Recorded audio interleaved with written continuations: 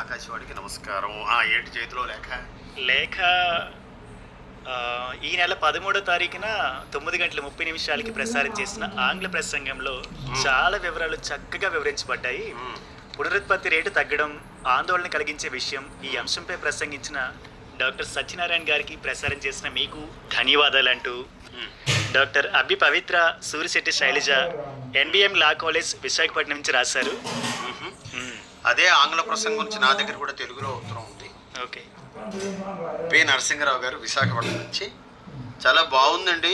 13వ తేదీ రాత్రి 9:30 మీరు ప్రసారం చేసిన ఆంగ్ల ప్రసంగం డాక్టర్ కనకాల సత్యనారాయణ గారిది. యువత కుటుంబ నిర్మాణ ప్రక్రియలో పాల్గొనవలసిన అవసరం నొక్కి వక్కాణించారు. భారతదేశంలో ఇంచుమించు 15 నుండి 64 సంవత్సరాల వయస్సు గల పనిచేసే వారి సంఖ్య బాలల వృద్ధుల సంఖ్య కంటే ఎక్కువగా ఉండడం మూలంగా భారత ఆర్థిక పరిస్థితి చాలా మెరుగ్గా ఉంది. ఈ రకమైన మంచి విశ్లేషణ చేశారు ఈయన. ఆకాశవాణి బృందానికి ధన్యవాదాలు చెబుతూ చాలా సంతోషం అండి. ప్రతి ప్రసంగం కూడా మీరు చక్కగా ఇలాగే విని విశ్లేషణాత్మక లేఖలు రాస్తారని ఆశిస్తూ, మరి తర్వాత ఇంకొక లెటర్ కూడా మీ దగ్గర ఉన్నట్టుంది కదా? అయ్యో, బ్రహ్మాండంగా ఉంది. ఇది భద్రాద్రి కొత్తగూడెం జిల్లా రాంపురం నుంచి కట్ల సతీష్, సుమలత, సంతోష్ కుమార్, నిత్య సంతోష్ని రాస్తున్నారు. మనందరికీ కూడా వారు ప్రసారం చేస్తున్న కార్యక్రమాలకి ధన్యవాదాలు చెప్తూ, ఆకాశవాణికి కృతజ్ఞతలు ప్రకటిస్తూ, దేశభక్తి గీతం, భక్తిరంజన్లో భక్తి గీతాలు బాగుంటున్నాయి, సూక్తులు కూడా. ముఖ్యంగా కిసాన్ వాణిలో ఎన్ సుధాకర్ రెడ్డి గారు మంచి కార్యక్రమాన్ని అందించారు, ధన్యవాదాలు అంటున్నారు. నా దగ్గర కూడా ఇంకొక లెటర్ ఉంది. శృంగవరపుకోట గ్రామం నుంచి షీరాపు శ్రీనివాసరావు గారు రాస్తున్నారు. ఏమంటారంటే, గౌరవనీయులైన ఆకాశవాణి విశాఖపట్నం కేంద్రం స్టేషన్ డైరెక్టర్ గారికి నమస్కారములండి. బుధవారం అలాగే ఆదివారం కూడా లేఖావళి కార్యక్రమం ప్రసారం చేస్తే బాగుంటుంది అంటూ వారి యొక్క అభిప్రాయం తెలియజేశారు. వీరి అభిప్రాయాన్ని మన అధికారులు పరిశీలిస్తున్నారు. రఘుబీర్ సింగ్, సుగుణాబాయి, రాధా, మున్నా ఏలూరు నుండి రాస్తున్నారు. అందరికీ, ముఖ్యంగా శబ్దమిత్రుడు మంచి పదప్రయోగం చేసి వారందరికీ కూడా అభినందనలు. అతి త్వరలో రాఖీ పండుగ వస్తోంది, దానికి కూడా శుభాకాంక్షలు మీకు కూడాను. ఆదివారం ఉదయం ప్రసారం చేసిన ఉదయ సమీరాలు సమాచారం ఉపయుక్తంగా ఉంది. తర్వాత లేఖావిళ్ళు కూడా బాగుంది, అర్థవంతంగా ఉంటున్నాయి. బుధవారం మధ్యాహ్నం కార్మికుల కార్యక్రమంలో, అంటే 29వ తేదీ జూలై, ఆర్టీసీ కార్మికుల సాధక బాధకాల నిర్మూలన మీద అవగాహన కలిగిస్తూ డిపో మేనేజర్ బి అప్పలనాయుడు గారితో ఎన్ సుధాకర్ రెడ్డి గారు చెప్పిన పరిచయ కార్యక్రమం బాగుంది. మంచి మంచి అంశాలన్నీ తెలియజేసినందుకు ధన్యవాదాలు అంటున్నారు. మారేడుబాక నుంచి కేవీవి సత్యప్రసాద్ గారికి ఇలా రాశారనమాట. జూలై 30న ఉదయ సమీరాల్లో ఉపకృతి నాటిక చాలా బాగుంది. ఏమీ ఆశించక చేసే సాయం తప్పక రెట్టింపై తిరిగి వస్తుందన్న గీత సూత్రం సూక్ష్మంగా వివరించారు. రచయిత్రి శ్రీమతి ప్రమీల శర్మ గారికి, నిర్వహించి చిన్ని కృష్ణ పాత్రలో ఒదిగిన శ్రీ తేతలి దిలీప్ కుమార్ రెడ్డి గారికి, మరో 2 మహిళా కళాకారులకు ఆకాశవాణికి అభినందనలు అంటూ రాశారు. పేరూరు వెంకట సోమశేఖర్ గారు, పేరూరు భ్రమరామ గారు లాసన్స్బే కాలనీ నుండి రాస్తున్నారు. జూలై 30 నాడు ఉదయం 1:30 కంటే మధ్యాహ్నం ముత్యాల ముంగిళ్ళలో స్త్రీలలో మెనోపాజ్ వల్ల కలిగే శారీరక మానసిక మార్పుల గురించి మంచి అంశాలు డాక్టర్ శ్రీమతి భవానీ అల్లంశెట్టి గారు అందించారు పరిచయ కార్యక్రమం ద్వారా. శ్రీమతి ఏ బృందకుమారి గారు మంచి ప్రశ్నలు అడిగారు. వారి ఉభయలకు కూడా అభినందనలు. 28 జూలై నాడు సంధ్యారాగంలో మధ్యాహ్నం 12:40 వివిధ రకాల క్యాన్సర్లో అవగాహన గురించి డాక్టర్ దిగుమూర్తి రఘునాథరావు గారితో పరిచయం ఎంతో బాగుంది. మంచి మంచి ప్రశ్నలు అడిగి ఉపయుక్త సమాచారాన్ని రాబట్టినందుకు కృతజ్ఞతలు అంటున్నారు. వారికి కూడా అభినందనలు.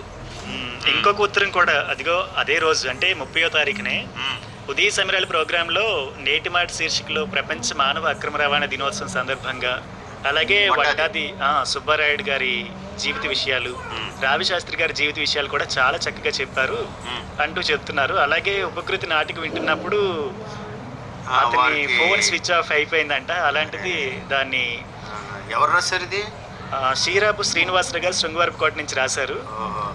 కాకి అప్పారావు గారు, కాకి ఆనందలక్ష్మి, తుమ్మలపల్లి వారి వీధి చెంగల్రావుపేట నుండి రాస్తున్నారు. జానకమ్మ గారి మృతి పట్ల ప్రగాఢ సంతాపం తెలుపుతూ జూలై 12న శర్మ గారు జానకమ్మ గారి గురించి చెప్పిన విషయాలు విన్నాం, మా కళ్ళు చెమర్చేయి.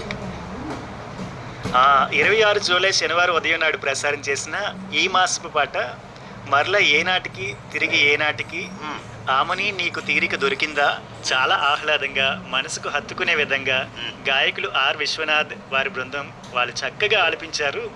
రచయిత మంచి సాహిత్యాన్ని అందించారు. ఇటువంటి ఆహ్లాదకర పాటలను శ్రోతలకు వినిపించడం చాలా బాగుందండి. ఇలాగే ప్రసారం చేయండి. గాయకులకి రచయితలకి ఆల్ ఇండియా రేడియోకి మంచి అవకాశాన్ని కల్పిస్తున్నందుకు అందరికీ ధన్యవాదాలు అంటూ పి శ్రీనివాసరావు మాస్టర్, పద్మావతి, అభిషేక్, నమిత శ్రీకాకుళం నుంచి తెలిపారు. అలాగే వాసవి శేఖర్ ఏవియన్ కాలేజ్ డౌన్ నుంచి రాస్తున్నారు. క్యాన్సర్ డీటెయిల్స్ డిప్స్ డాక్టర్ రెడ్డి గారు చాలా బాగా చెప్పారు, అందరికి ఉపయుక్తంగా ఉన్నాయి, నిర్వహించిన మీ అందరికీ కూడా ధన్యవాదాలు అంటూ మీకు కూడా ధన్యవాదాలండి. సంధ్య గారు, విశాఖపట్నం ఎఫ్ఎం రేడియో సంస్థకి నమస్కారాలు. నా పేరు చొండ్రు దివాకర్ గారు, ఏలేశ్వరం నుంచి రాస్తున్నాను. విశాఖపట్నం ఎఫ్ఎం ప్రసారాలు చాలా బాగుంటున్నాయి.